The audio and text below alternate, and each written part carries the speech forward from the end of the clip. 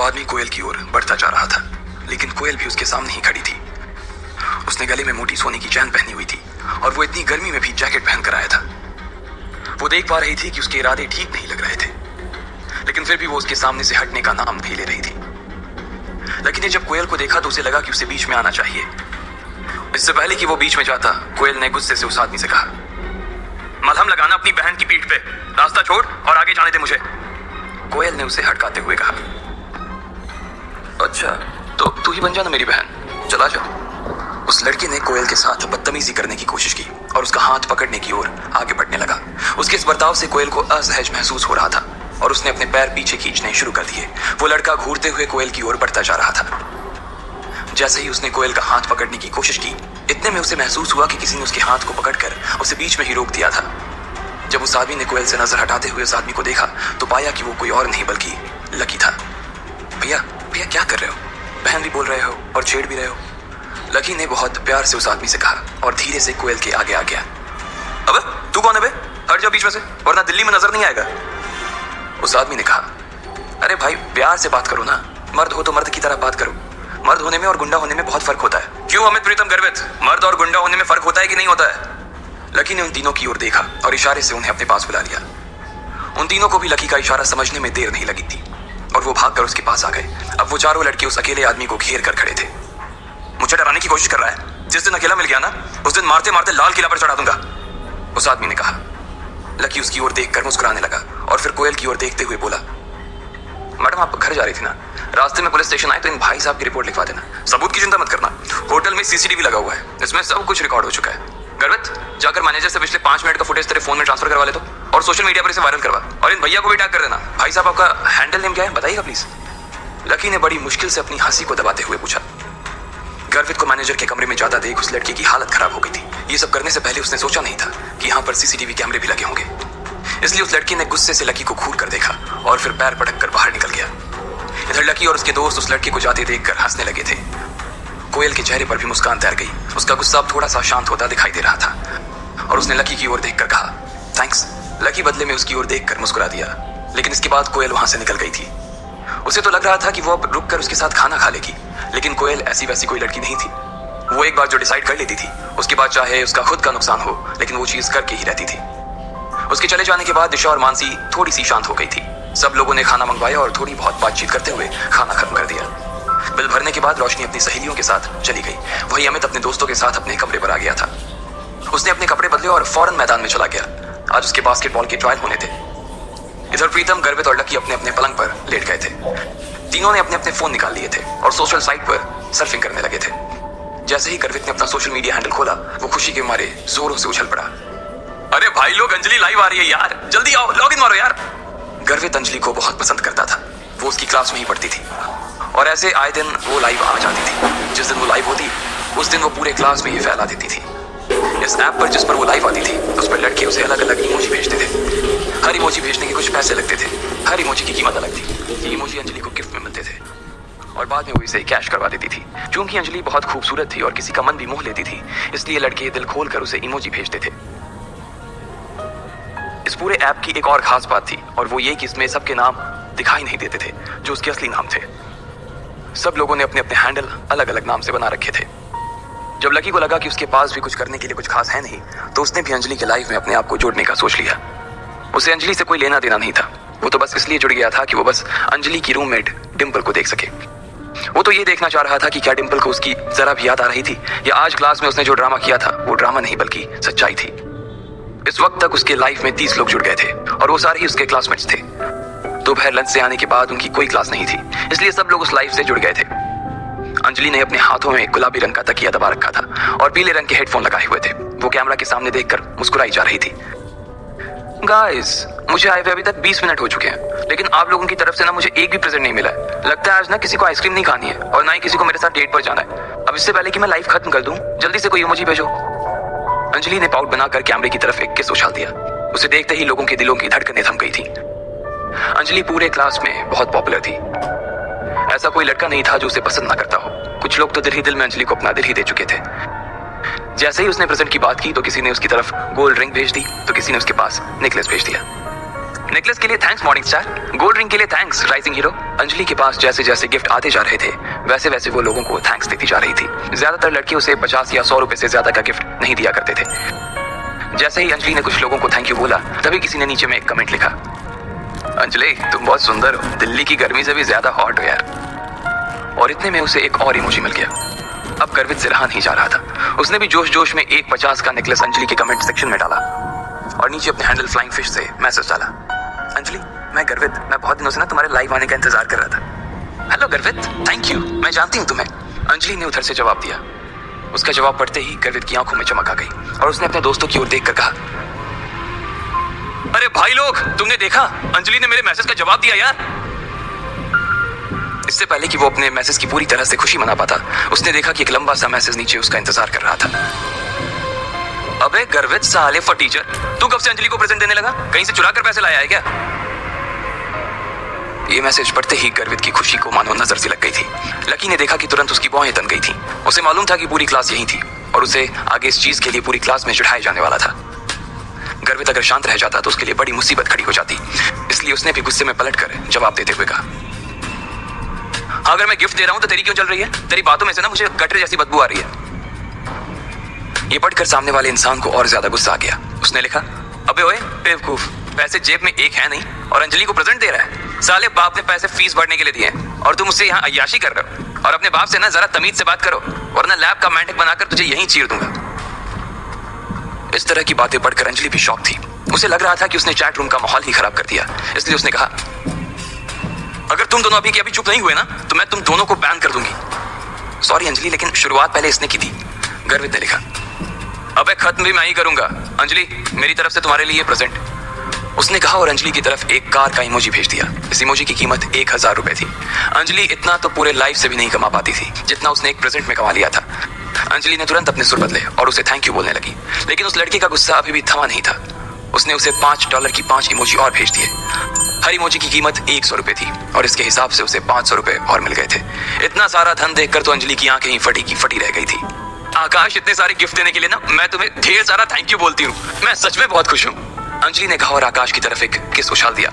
ये देखकर तो गर्वित ऊपर से नीचे तक सुलग गया था। उसे बहुत गुस्सा आ रहा था। उसके पास इतने पैसे नहीं थे, लेकिन वो उसे सबक जरूर सिखाना चाहता था। सिर्फ थैंक यू से काम नहीं चलेगा, मुझे चैट बॉक्स का एडमिन बनाओ, आकाश ने लिखा और अंजलि ने अगले ही पल उसे एडमिन बना दिया। जैसे ही आकाश एडमिन बना, सबसे पहले उसने गर्वित को ब्लॉक कर दिया। फिर उसने अंजलि की तरफ एक और गिफ्ट उछाल दिया, जिसकी वजह से उसका भी मुंह बंद हो गया था। ये देखकर ना सिर्फ गर्वित को बल्कि लकी को भी गुस्सा आ गया था। अब बोलना फटीचर, क्या हुआ?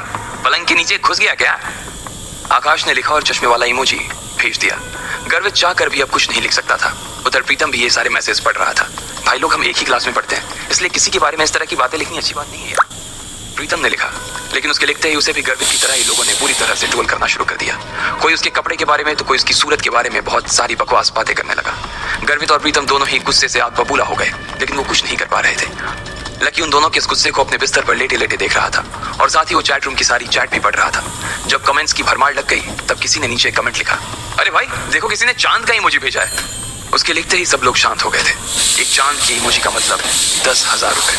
उसे देखकर तो अंजलि के भी तोते उड़ गए थे। इससे पहले कि वो कुछ कह पाती किसी ने लिखा, अंजलि ये तुम्हारा बॉयफ्रेंड है क्या? अंजलि ने मारे सरप्राइज के अपना मुंह हथेली से ढक लिया। इधर गर्वित ने कहा, भाई अपनी क्लास में ऐसा कौन आ गया जिसने 10,000 रुपए का गिफ्ट दे दिया? अपनी क्लास में नहीं यार, बाहर से होगा कोई। अपना क्लास गरीब का कॉलेज है और हम सब में तो सिर्फ आकाश के बाप के पास ही थोड़ा बहुत पैसा है, प्रीतम ने कहा। इतने में 4 और चांद चैट बॉक्स में चमक गए। मुझे एडमिन बनना है, चांद भेजने वाले ने कहा। अंजलि ने तुरंत आकाश को एडमिन पर से हटाया और उस लड़के को एडमिन बना दिया। सबसे पहले उसने गर्वित पर से ब्लॉक हटाया। अरे भाई देख, इसने मुझे ब्लॉक से हटा दिया यार, मैं वापस मैसेज भेज सकता हूँ, गर्वित ने प्रीतम से कहा और थैंक यू एडमिन का एक मैसेज डाल दिया। इधर अंजलि ने वीडियो में कहा, I want to give you lots and lots of thanks admin, लेकिन मैं जानती हूँ सिर्फ थैंक यू से काम नहीं चलेगा, इसलिए मैं चाहती हूँ कि तुम यूनिवर्सिटी आओ, मैं तुम्हें कैंपस घुमाऊंगी और खाना भी खिलाऊंगी। उसकी कोई जरूरत नहीं है, मैं सिर्फ यहाँ ये कहने आया हूँ कि आदमी के पास पैसा होना चाहिए, लेकिन पैसे का घमंड नहीं होना चाहिए। पैसा आज है कल नहीं है, लेकिन हम सब कल भी इंसान थे, आज भी इंसान है और कल भी इंसान ही रहेंगे। इसलिए हमें अपने साथियों का सम्मान करना चाहिए और इस तरह के पैसों का धौस दिखाकर किसी को दबाना नहीं चाहिए। उसका ये मैसेज पढ़ते ही चारों तरफ सन्नाटा छा गया था। अंजलि भी कुछ ज्यादा कह नहीं पा रही थी।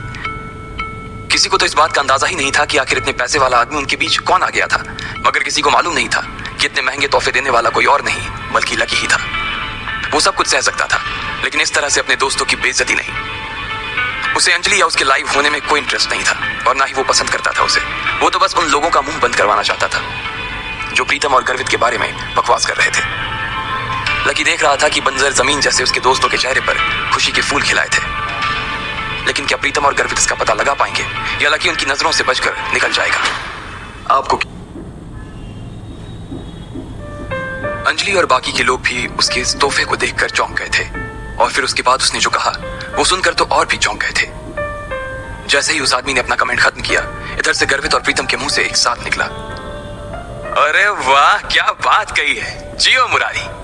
इधर कमेंट सेक्शन में भी जो लोग अभी तक गर्वित और प्रीतम की टांग खींचने में लगे हुए थे, उन्होंने भी उस आदमी की तारीफ करना शुरू कर दिया था। हाँ यार, एक आदमी को कैसा होना चाहिए? हमारे नए एडमिन जैसा होना चाहिए। भाई ये आदमी पैसे नहीं अनुभवों से बात करता है, क्या बात है। आपको ढेर सारे लाइक सर, आप उन पैसे वाले बापों की बिगड़ी हुई औलादों से 1 लाख गुना अच्छे हो। वैसे आप बता सकते हो कि आप काम क्या करते हो? जब एडमिन की तारीफ में ये सब कमेंट आने लगे तो आकाश अपने आप ही शांत हो गया था और थोड़ी देर में उसने चैट रूम भी छोड़ दिया। जैसे ही उसके गायब होने का नोटिफिकेशन चैट रूम में आया तो गर्वित समेत सारे लोग उसके ऊपर हंसने लगे।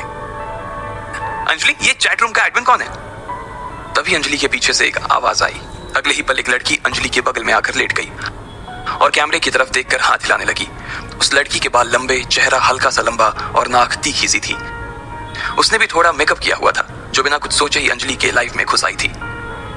हेलो गाइस, ये मेरी फ्रेंड और मेरी रूम पार्टनर डिंपल है। मुझे तो लगता है कि ये मुझसे भी ज्यादा सुंदर है। अब आप ना मुझसे थोड़ा सा ध्यान हटाकर इसके ऊपर थोड़ा सा ध्यान दीजिए। वैसे मैंने इसकी लाइव का लिंक कमेंट सेक्शन में डाल दिया है, आप जा सकते हैं वहां। अंजलि ने डिंपल का इंट्रोडक्शन करवाते हुए कहा। डिंपल भी अंजलि का लाइव देख रही थी। जब उसने देखा कि उसके कमेंट सेक्शन में 5 चांद पड़े हुए थे तो उसका दिमाग ही खराब हो गया। वो अपने मन में इन चारों के पैसे जोड़ रही थी और अचानक उसके मुंह से निकला 50,000। उन चांदों को देखकर डिंपल का भी मन कर रहा था कि वो उस अमीर आदमी से मिले और बात करे जिसने अंजलि को इतना बड़ा तोहफा दिया था, लेकिन उससे पहले वो इस आदमी के बारे में जानना चाहती थी। उसने अंजलि के सामने देखा और पूछा, अंजलि तुमने मेरे सवालों का जवाब नहीं दिया यार, मैं पूछ रही हूँ ये आदमी कौन है? ना सिर्फ डिंपल बल्कि सभी लोग ये बात जानने के लिए बेताब थे कि आखिर वो आदमी था कौन जिसने एक ही झटके में अंजलि के ऊपर 50,000 रुपए कुर्बान कर दिए थे। अंजलि ने डिंपल की ओर देखा और कहा, यार पता तो मुझे भी नहीं है ये कौन है, नाम तो मुझे भी नहीं मालूम है और देखने से भी ऐसा ही लग रहा है कि ये सर मेरे लाइफ पर आज पहली दफा आए हैं। सर आप अभी भी यहीं पे हैं ना या गए? अंजलि ने लाइफ में पूछा और इतने में उधर से उस आदमी का हाँ का मैसेज कमेंट सेक्शन में आ गया। उसका कमेंट पढ़ते ही डिंपल भी मारे खुशी के पागल हो गई थी। उसने फौरन ही उसे इम्प्रेस करने के लिए कहा, सर आप सच में ही बहुत ही कूल हो, मैं तो आपकी फैन हो गई। आपने मेरी दोस्त अंजलि को 5 चांद दे दिए, ये तो सच में बहुत कूल है। वैसे मैं आपको बताना चाह रही थी कि मैं भी अपना खुद का लाइफ शुरू करने की सोच रही थी, तो क्या आप मेरे भी लाइफ से जुड़ेंगे? आई प्रॉमिस मैं आपको अंजलि से भी अच्छे रिटर्न गिफ्ट दूंगी, डिंपल ने कहा और चमकती हुई आंखों से कैमरे की ओर देखने लगी। इधर जब गर्वित ने देखा कि लकी भी उस लाइफ से जुड़ा हुआ था और पलंग पर लेटकर अपने फोन को देख रहा था तो उसने लकी से कहा, ओए लकी सुन, उसे देखना बंद कर। तू जानता है ना वो 1 नंबर की लालची लड़की है, पैसे देखते ही उसकी जुबान लपलपाने लगती है। कितनी बेशरम है यार ये, गर्वित ने कहा। लकी ने उसकी बात को सुनकर भी अनसुना कर दिया और आगे फोन की स्क्रीन की ओर देखता रहा। डिंपल, अंजलि ने कहा और उसे गुस्से में देखने लगी। वो जबरदस्ती अंजलि का आइडिया चुराकर उसका काम खराब करना चाह रही थी।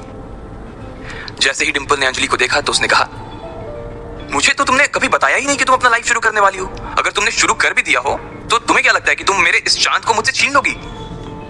डिंपल ने उसकी बात नहीं सुनी और कैमरे में देखते हुए बोली, सर मैं अपने बारे में ना आपको एक इंटरेस्टिंग फैक्ट बताना चाहती हूँ। मैं अभी तक सिंगल हूँ और मुझे ना आज तक कोई आपके जैसा बंदा मिला नहीं है। मिल भी कैसे सकता था सर, अब आप जैसे तो सिर्फ आप ही हो ना। अब अगर आपको भी कोई मेरी जैसी बंदी ना मिली हो ना तो हम लोग मिल सकते हैं, एक दूसरे को जान सकते हैं। सर आपका तो पता नहीं, लेकिन मुझे तो आपसे मिलने की ना बहुत ज्यादा एक्साइटमेंट हो रही है, डिंपल ने कहा और शर्म के मारे अपने गालों को लाल कर लिया। ये डिंपल की कला थी, वो जब चाहे अपने चेहरे का रंग बदल सकती थी। जैसे ही उसने ये बात कही, नीचे किसी ने कमेंट किया, क्या कहा तुमने, तुम सिंगल हो? उसे पढ़ते ही डिंपल एक बार के लिए बैकफुट पर आ गई, लेकिन सिर्फ उस चांद वाले आदमी का टेंशन लेने के लिए उसने अपने आप को कैमरे पर सिंगल बता दिया था। और अगर वो चांद वाला आदमी इसमें इंटरेस्ट दिखाता तो उसके लिए सच में सिंगल भी हो जाती। वो सिर्फ एक ही चीज देखती थी, पैसा। ये लड़की यार पैसों के अलावा किसी की भी सकी नहीं हो सकती यार, कैसी लड़की है यार ये, प्रीतम ने कहा। लकी ने उसकी तरफ देखा मगर उसकी आंखों में कोई गुस्सा नहीं था। हाँ, अभी तक मैं सिंगल ही हूँ और आज तक मैंने अपना किसी को बॉयफ्रेंड भी नहीं बनाया है, डिंपल ने जानबूझकर शर्माते हुए कहा। अरे दीदी क्या बात कर रही हो? एक लड़के ने नीचे लिखा और चौंकने वाला इमोजी चिपका दिया। अंजलि के चेहरे के भाव भी उस इमोजी जैसे ही हो गए थे। उसने डिंपल की ओर देखा और पूछा, कैसी बात कर रही हो डिंपल? सबके सामने लाइव आकर झूठ। पूरी क्लास जानती है कि अभी अभी तुम्हारा लकी के साथ ब्रेकअप हुआ है और पूरी क्लास ये भी जानती है कि तुम आजकल राहुल के साथ घूमती हो। डिंपल अंजलि की बात सुनकर हैरान रह गई थी।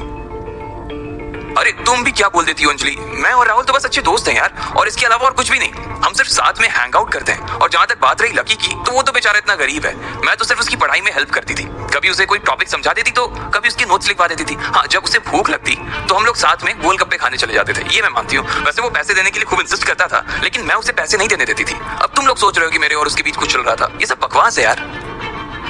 डिंपल से जितना हो सका उसने उतनी सफाई से झूठ बोलते हुए कहा। अंजलि को उसकी बातें सुनकर गुस्सा तो आ रहा था। सर, अगर आप वैसे डिंपल के बारे में और भी कुछ जानना चाहते हो तो मुझे भी। इससे पहले कि अंजलि आगे कुछ कह पाती, उसने देखा कि एडमिन चैट रूम छोड़कर चला गया था। उसे जाते हुए देखते ही डिंपल और अंजलि का मुंह उतर गया। इधर लकी ने अपना फोन बंद कर दिया और आंखें बंद करके अमित के पलंग पे लेट गया। उसकी शक्ल प्रीतम और गर्वित को नहीं देख रही थी। वो दोनों भी अभी इस लाइफ से जुड़े हुए थे, लेकिन उन दोनों को भी लकी के लिए काफी बुरा लग रहा था। इधर लकी दीवार में अपनी नजरें गड़ाए उसे एकटक देखा जा रहा था। उसके दिमाग में अभी भी डिंपल की कई बातें गूंज रही थी। उसे विश्वास नहीं हो रहा था कि डिंपल यह सब चीजें कह रही थी, तो उसकी आंखों में जरा भी दर्द नजर नहीं आ रहा था। वो तो ये सब ऐसे कह गई जैसे उसकी और लकी के बीच जो कुछ था वो सिर्फ लकी का एक सपना था और डिंपल का उससे कोई लेना देना नहीं था। अगर ऐसे में उसे पता चलता कि लकी कौन था, तो फिर वो उन शब्दों के बारे में क्या सोचती जो आज सुबह पूरी क्लास के सामने उसने लकी को सुनाए थे। तो उसकी शक्ल कैसी हो जाती। लकी एक बार तो उसका चेहरा ऐसे देखना चाहता था। ये सब सोचते हुए लकी को कब अमित के बिस्तर पर नींद आ गई उसे पता ही नहीं चला। अगले दिन जब उसके बाकी दोस्त क्लास के बाद अपने कमरे पर आ रहे थे, तो वो सब लकी को भी अपने साथ ही ले आए थे। वो लोग अपना लंच खत्म कर चुके थे और उसमें उन्होंने थोड़ा बहुत लकी के साथ भी शेयर किया था। इधर लकी अपना बैंक बैलेंस देख रहा था।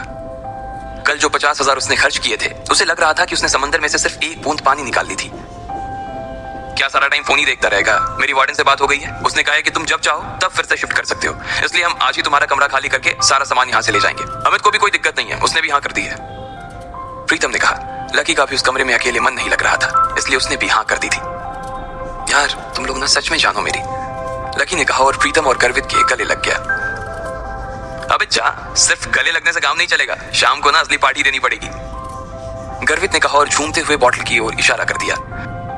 सब लोगों को हंसी आ गई। वो लोग मजे मस्ती कर रहे थे कि इतने में अमित आ गया। जैसे ही वो कमरे में घुसा तो सबने उसकी उतरी हुई शक्ल देखी। वो बहुत उदास नजर आ रहा था। क्या हुआ भाई? लकी ने पूछा। अमित ने उसकी बात का कोई जवाब नहीं दिया और कुर्सी पर आकर बैठ गया। सब लोग जो कि अपने अपने बिस्तर पर लेट चुके थे, वो अमित की ऐसी उतरी हुई शक्ल को देखकर फिर से बैठ गए। पता ना भाई क्या हुआ? स्पोर्ट्स अथॉरिटी ने फिर से तेरे साथ कोई गेम कर दिया क्या? गर्वित ने पूछा और लकी की ओर देखने लगा। अमित कुछ नहीं बोल रहा था और बस अपना चेहरा लटका कर बैठा हुआ था। उसे कुछ समझ नहीं आ रहा था कि आखिर उसके दोस्त उसकी बातों को कैसे लेने वाले थे, लेकिन उसके पास और कोई नहीं था जिससे वो ये सब बता सके। इसलिए उसने कहा, नहीं कोयल को कुछ हो गया है। और कहते ही उसने अपनी गर्दन नीचे झुका ली। बाकी तीनों लोग घबराई हुई नजरों से उसे देख रहे थे। पर हुआ क्या भाई? कोयल ठीक है? लकी ने उसके पास लगी कुर्सी पर बैठते हुए कहा। जिस हिसाब से अमित की शक्ल वो देख रहा था, लकी समझ गया था कि मामला इतना सीधा नहीं था जितना बाकी लोग समझ रहे थे। अमित वैसे भी छोटी मोटी चीजों से घबरा जाने वालों में से नहीं था। तुम्हें मालूम है कल जब कोयल बिना लंच किए ही उठकर चली गई थी, तो वो उस लड़के से टकरा गई थी, याद है? फिर उन दोनों के बीच कहासुनी हो गई और फिर हम लोग बीच में ही कूद गए थे। बाद में कोयल ने वहां से निकलकर पुलिस में उसकी शिकायत भी कर दी थी, लेकिन मुझे आज मालूम पड़ा कि वो आदमी कौन था। अमित ने घबराते हुए कहा। कौन था? लकी ने पूछा। सब लोग अमित के चेहरे को बिना पल के झुकाए देखे जा रहे थे। वो मोहित रायजादा था। उसके पिता लायन ग्रुप ऑफ कंपनीज के मालिक हैं और वो लायन ग्रुप का आने वाला सीईओ है। Lion group? प्रीतम के मुंह से निकला। उसने अभी जो सुना था उस पर विश्वास ही नहीं कर पा रहा था वो, इसलिए चौंक कर उसने अपनी कानों को 2-3 बार खुजाया। भाई लायन ग्रुप तो दिल्ली की 10 सबसे बड़ी फर्मों में आता है ना। अरे यार, कोयल ने कितनी बड़ी मुसीबत ले ली है। जब लकी ने उसे शांत करवा ही दिया था तो फिर उसे पुलिस स्टेशन जाने की क्या जरूरत थी यार? गर्वित ने कहा। अचानक ही कमरे में बैठे सभी लोगों की नींद खुल गई थी और उनके दिमाग की बत्तियां जलनी शुरू हो गई। लकी देख पा रहा था कि गर्वित अभी भी बड़बड़ाए जा रहा था, इसलिए उसने उसे शांत करवाने के लिए कहा। हाँ, लेकिन कोयल भी तो किसी बड़े परिवार की बेटी है ना भाई उसके पिता का अकाउंट अगर न्यू सिटी बैंक में है तो वो भी तो पावरफुल होगी ना, लकी ने कहा। भाई उसके पापा की कोयल ग्रुप ऑफ कंपनीज नाम से फर्म तो है, वो भी बहुत बड़ी है, लेकिन लायन ग्रुप के आगे वो कुछ भी नहीं है यार। और मैंने तो ये भी सुना है कि लायन ग्रुप और कोयल ग्रुप के बीच कुछ प्रोजेक्ट्स पर पार्टनरशिप चल रही थी। लायन ग्रुप ने कोयल ग्रुप को कुछ काम दिलवाया हुआ था, लेकिन अब इस झगड़े के बाद वहां से कोयल के पिता के पास एक लेटर आया है और अब वो कह रहे हैं कि उनकी सारी पार्टनरशिप वो खत्म कर रहे हैं और ये भी कहा है कि आगे से वो कोई काम नहीं करेंगे। ये सुनते ही ना भाई कोयल के पापा सख्ते में आ गए। बस यही समझ कि उन्हें हार्ट अटैक नहीं आया है, वरना हमारे बीच नहीं होते वो आज। अमित ने कहा। लकी उसकी बात को सुनकर सोच में पड़ गया। आखिर इस सब में वो क्या कर सकता था? फिलहाल तो उसे कुछ समझ नहीं आ रहा था, लेकिन अभी उसके लिए कुछ ना कुछ करना जरूरी था। मारे गए भाई, मारे गए। गर्वित अभी भी अपने आप बड़बड़ा रहा था। उसके बोलने के बीच ही अमित का फोन बजने लगा। सब लोग उसके फोन की घंटी की आवाज सुनते ही शांत हो गए थे। आखिर किसका था वो फोन? कोयल की वजह से इन तीनों के ऊपर क्या संकट आने वाला था? और क्या लकी कोयल और अपने दोस्तों को इस मुसीबत से बाहर निकाल पाएगा? आपको क्या लगता है, क्या होंगे इन सभी सवालों के जवाब? कमेंट बॉक्स में कमेंट करके जरूर बताएं और सभी सवालों के जवाब को जानने के लिए सुनते रहिए। इससे पहले कि लकी कुछ सोच पाता, अमित का फोन बजने लगा था। सभी लोग पहले से ही बहुत परेशान थे और इस फोन के आ जाने के बाद उनके दिल की धड़कन और भी तेज हो गई थी। अमित ने डरते हुए अपनी जेब से फोन निकाला और स्क्रीन पर देखने लगा। वो फोन रोशनी का था। वो समझ गया कि जरूर कोई बात थी। उसने अपने दोस्तों को देखा और फिर रोशनी का फोन उठा लिया। हाँ बेबी, ठीक है, मैं अभी आ रहा हूँ, अमित ने कहा और फोन रख दिया। क्या हो गया भाई? लकी ने पूछा। यार कोयल को उसके पिता का भी थोड़ी देर पहले फोन आया था। वो कह रहे थे कि भले ही गलती मोहित ने की थी, लेकिन फिर भी कोयल को उसके सामने झुकना पड़ेगा। सामने वाले ने लकी ये शर्त रखी है कि वो इस मामले को तभी रफा दफा करेंगे जब कोयल एक रात के लिए मोहित के साथ। छी यार। अमित को आगे की बात कहने में भी शर्म महसूस हो रही थी। लकी ने सोचा भी नहीं था कि मोहित इस हद तक नीचे गिर जाएगा। लकी ने अपना सिर पकड़ रखा था। आगे अमित ने कहा, मैं पहले से ही मोहित के बाप क्रांति रायजादा को जानता हूँ। जो भी उससे उलझने की कोशिश करता है ना, वो उससे इतनी आसानी से नहीं छोड़ता है। उसके ऊपर ना जाने कितने सारे मर्डर के चार्जेस लगे हुए हैं, पर फिर भी वो आराम से बाहर घूम रहा है। सोचो, अगर मुझे पता होता ना कि वो क्रांति रायजादा का बेटा है मोहित, तो हम पूरे मामले को अलग तरह से डील कर सकते थे। अच्छा कोयल अगर मना कर दे तो? लकी ने पूछा। वो मना नहीं कर सकती है भाई। अगर उसने मना कर दिया ना तो उसके पापा की कंपनी रातों रात बिक जाएगी और उसका पूरा परिवार सड़क पर आ जाएगा भाई। सोच, अमित ने कहा।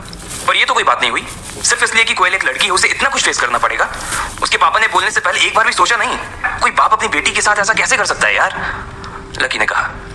अरे यार ये बड़े लोग होते ही ऐसे हैं। इन्हें अपनी फैमिली से ज्यादा ना अपना बिजनेस प्यारा होता है। और वो दोनों बाप बेटे एक नंबर के बदमाश हैं। कल देखा नहीं था कि वो कैसे घूर कर देख रहा था? कोई उनका कुछ नहीं बिगाड़ सकता है यार। गर्वित ने दीवार पर मुक्का मारते हुए कहा। इस वक्त किसी को भी ये बात समझ नहीं आ रही थी कि आखिर करना क्या था। बस सब लोगों को इस वक्त कोयल की चिंता सता रही थी।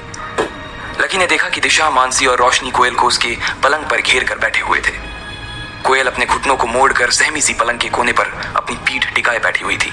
लकी ने देखा कि उसकी आंखों में आज रात की कल्पना का डर साफ नजर आ रहा था। उसके गाल पर पहले से ही आंसुओं की लकीरें खींची हुई थी, पर उसके आंसू थे कि थमने का नाम नहीं ले रहे थे। कैसी है कोयल अब? अमित ने अंदर दाखिल होते ही रोशनी से पूछा।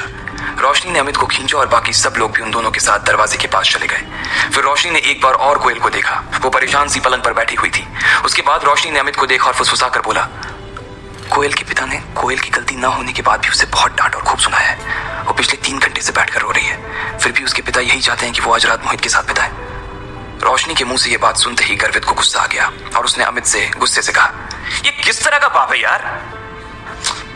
मुझे लगता है कि यार उसके पिताजी भी किसी मजबूरी में फंस गए हैं। कंपनी उनकी अकेली की नहीं है, बल्कि उसके 7-8 पार्टनर्स हैं और वो सब उसके बाप को धमकी दे रहे हैं कि अगर उसके पापा ने कोयल को नहीं भेजा तो वो उन्हें और उनकी बेटी को जान से मार देंगे। उनके पापा ने मुझे भी फोन किया था और बोले कि तुम कोयल का ध्यान रखना। और इस दौरान यार वो कोई ना कोई रास्ता निकालने की कोशिश कर रहे हैं ताकि कोयल को इन सब चीजों से बाहर निकाल सके वो। रोशनी ने परेशान होते हुए कहा। इसके बाद वो लोग आकर कोयल के पास बैठ गए थे। लकी उसके पलंग से थोड़ी दूर एक कोने में खड़ा होकर उसे देख रहा था। कोयल देखो, रोने से कुछ नहीं होगा। अब हम लोग आ गए हैं ना, तो सब मिलकर कोई ना कोई रास्ता जरूर निकाल देंगे। अमित ने उसे चुप करवाने की कोशिश करते हुए कहा, लेकिन कोयल के ऊपर से उसकी इन बातों का कोई असर नहीं हो रहा था। उसके आंसू खत्म ही नहीं हो रहे थे। लकी को भी उसे देखकर बहुत बुरा लग रहा था। भले ही उसने उसके साथ कुछ भी किया हो, लेकिन लकी कोयल को ऐसे रोता हुआ नहीं देख सकता था। गर्वित से उसके आंसू देखे नहीं जा रहे थे, इसलिए उसने जोश जोश में अपनी जेब से फोन निकाला और बोला, अभी 100 नंबर पर फोन लगाओ, बुलाओ पुलिस को, अभी क्या अभी। उसकी जरूरत नहीं है, उससे कुछ नहीं होने वाला है। नहीं। कोयल ने रोते हुए अपने घुटनों में गड़ा चेहरा ऊपर उठाते हुए कहा। लकी ने देखा कि रोने की वजह से उसकी आंखें लाल पड़ गई थी, साथ ही उसमें सूजन भी आ गई थी। लकी ये भी देख पा रहा था कि कल कोयल की आंखों में जो अकड़ उसे नजर आ रही थी वो आज गायब हो गई थी। उसको ऐसे लाचार होते हुए देख उसका मन भी उदास हो गया था। वैसे वो इस तरह से आज उसे नहीं देख सकते थे। आखिर वो उसी की मदद करने के लिए यहाँ आए थे। मानसी ने कोयल को एक टिश्यू दिया। उसने उससे अपनी नाक पूछी और आंसू भरी आंखों से अमित की ओर देखकर बोली, पुलिस को फोन करने से कोई फायदा नहीं है। अगर हमने उन्हें बुलाया ना तो मामला मेरे और मेरे पापा के लिए ना और ज्यादा बिगड़ जाएगा। क्या करूं मैं यार। कोयल जानती थी कि ये बड़े मसले थे और इसमें पुलिस उसकी कोई मदद नहीं कर सकती थी। वैसे भी पहले ही पुलिस को बुलाने और बताने की वजह से ही तो ये सब मुसीबत खड़ी हो गई थी। अब अगर वो फिर उसी रास्ते पर गए तो क्रांति रायजादा और ज्यादा नाराज हो सकता था। जितना वो नाराज होता उतनी कोयल और उसके पिता की हालत खराब हो जाती। अगर किसी को फोन करना है तो किसी ऐसे आदमी को करो जो मोहित और उसके बाप से भी बड़ा आदमी हो। वही हमारे बीच में बोलकर हमारी मदद कर सकता है। मैं भी अपने पिता से पूछता हूँ कि वो किसी ऐसे आदमी को जानते हैं या नहीं जानते हैं, अमित ने कहा और अपना फोन निकालकर अपने पिता को फोन करने के लिए बाहर चला गया। मैं भी पूछती हूँ, रोशनी ने कहा। दिशा और मानसी भी इस काम में लग गए थे। हालांकि दिल ही दिल में सब लोग इस बात को जानते थे कि उनके परिवार के कॉन्टैक्ट्स इतने बड़े नहीं थे कि वो लाइन ग्रुप के ऊपर दबाव बना सके, पर फिर भी इस वक्त वो कोयल का दिल बहलाने और उसे शांत करने के लिए ये सब कर रहे थे। प्रीतम और गर्वित ने कुछ नहीं कहा। उसके पास कोई कनेक्शन नहीं था। लकी जो कि कब से चुपचाप एक कोने में खड़ा था, उसने कोयल की ओर देखा और बोला, चिंता मत करो, तुम्हारी और तुम्हारी फैमिली की प्रॉब्लम जल्द ही सॉल्व हो जाएगी। लकी के मुंह से ये बात सुनकर कोयल थोड़ा चौंक गई थी और वो उसी की ओर देखने लगी। जब वो रो रही थी तो उसे पता ही नहीं चला कि लकी भी उसे चुप करवाने के लिए आया हुआ था। लकी को उसने अभी देखा था और देखते ही उसने अपनी नाक साफ करते हुए पूछा, तुम भी आए हो? लकी ने सिर्फ उसकी बात सुनी और जवाब में हाँ में गर्दन हिला दी। जिस तरह से वो लकी को देख रही थी उसे लग नहीं रहा था कि वो इस वक्त उसे इस कमरे में देखना चाहती थी। कल वो भले ही उसके लिए वहां खड़ा हो गया था, लेकिन फिर भी कोयल का उसके लिए जो गुस्सा था वो पूरी तरह से शांत नहीं हुआ था। कोयल, लकी भी तुम्हारी मदद करने के लिए यहाँ आया यार। वो भी वही सोच रहा है जो हम सब सोच रहे हैं। उसे भी तुम्हारी उतनी ही चिंता है जितनी की हमें है। रोशनी ने लकी की ओर से जवाब देते हुए कहा, अच्छा, इसे भी चिंता है? अगर कल तुम वहां नहीं आते ना तो मुझे वहां से उठकर नहीं जाना पड़ता। ना ही मैं वहां से उठकर जाती और ना ही मैं जल्दबाजी में मोहित से टकराती। अगर मैं मोहित से टकराती ही नहीं तो फिर तुम बीच में आकर हीरो नहीं बनते। तो बताओ क्या ये सब होता? बोलो। कोयल ने लकी की ओर देखते हुए उससे पूछा। इससे पहले कि वो कुछ कह पाता, कोयल का पारा और भी गर्म हो गया था। ऐसा लग रहा था कि वो इधर उधर का सारा गुस्सा लकी पर ही निकालने की फिराक में थी और इसलिए अगले ही पल वो अपने पलंग पर से खड़ी हुई और लकी की ओर चिल्लाते हुए बोली, निकलो अभी के अभी मेरे कमरे से बाहर निकलो, निकलो अभी। कोयल, ये तुम्हें क्या हो गया है? ये तो बेचारा तुम्हारी मदद करने के लिए यहाँ आया हुआ है और तुम हो कि उसी के ऊपर बरस रही हो। कल अगर ये नहीं होता और वो मोहित तुम्हारे साथ होटल में बदतमीजी करता तब तुम क्या कर लेती? रोशनी ने उसे समझाने की कोशिश करते हुए कहा। उसे समझ ही नहीं आ रहा था कि आखिर वो अपने गुस्से का शिकार लकी को क्यों बना रही थी। जब रोशनी और कोयल के बीच ही सब बातें चल रही थी तब भी लकी बिल्कुल चुपचाप खड़ा था। आज फिर उसकी वजह से उन दोनों के बीच में झगड़ा हो रहा था, इसलिए वो चुपचाप दरवाजे की ओर बढ़ने लगा। अरे अरे रुको लकी, तुम्हें जाने की जरूरत नहीं है। वो तो कोयल को बस थोड़ा सा गुस्सा आ रहा है, वरना वो कोई बात नहीं है यार। और वैसे भी तुम समझ सकते हो ना कि आज उसकी हालत कैसी है, लेकिन उसके चक्कर में तुम अपना मूड मत खराब करो प्लीज। अमित ने लकी को एक कोने में ले जाकर समझाते हुए कहा, नहीं नहीं, ऐसी कोई बात नहीं है। मैं समझ सकता हूँ यार कि कोयल अभी थोड़ी परेशान है।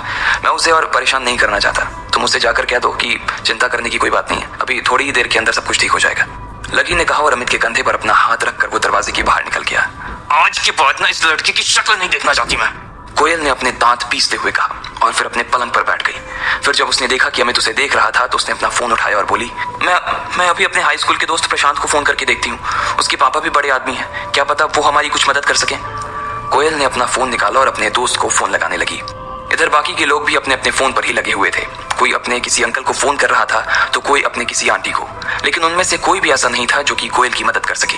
इधर लकी जब रोशनी की होटल से बाहर आया तो उसने अपना फोन निकाला और एक नंबर याद करने लगा। दिमाग पर थोड़ा सा जोर देने के बाद उसे नंबर याद आ गया था और उसने अपने फोन में उसे डायल किया। 2-3 बार घंटी बजी और उधर किसी ने फोन उठा लिया था। अच्छा, तो आज घर के सबसे बड़े बेटे को इस बूढ़े की याद अभी आई है। वहाँ मेरा बच्चा 8 सालों से बाहर तड़प रहा है और यहाँ ये बूढ़ा उसके लिए परेशान होने के अलावा और कुछ नहीं कर पा रहा है। फोन के दूसरी ओर से एक बूढ़े आदमी की आवाज लकी के कानों में गूंज गई।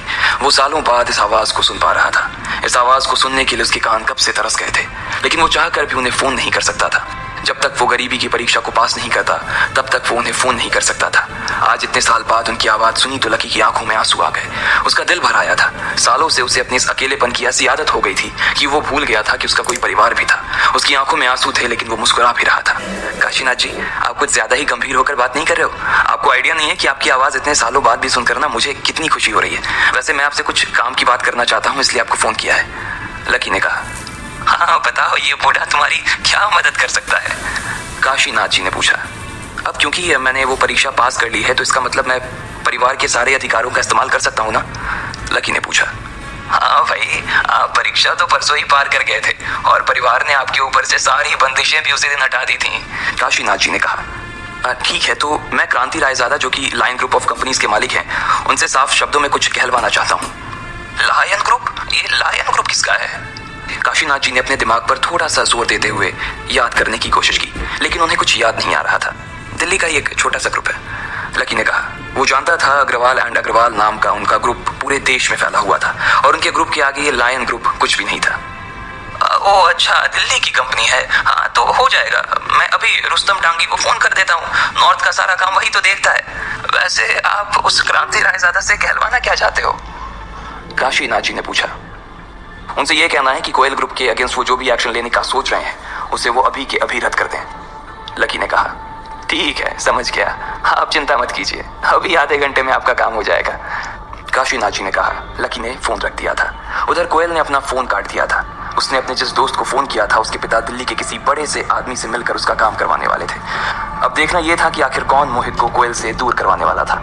क्या ये श्रेय उसका दोस्त प्रशांत को जाता या फिर लकी इस खेल में बाजी मारता? क्या कोयल को कभी पता चलता कि लकी आखिर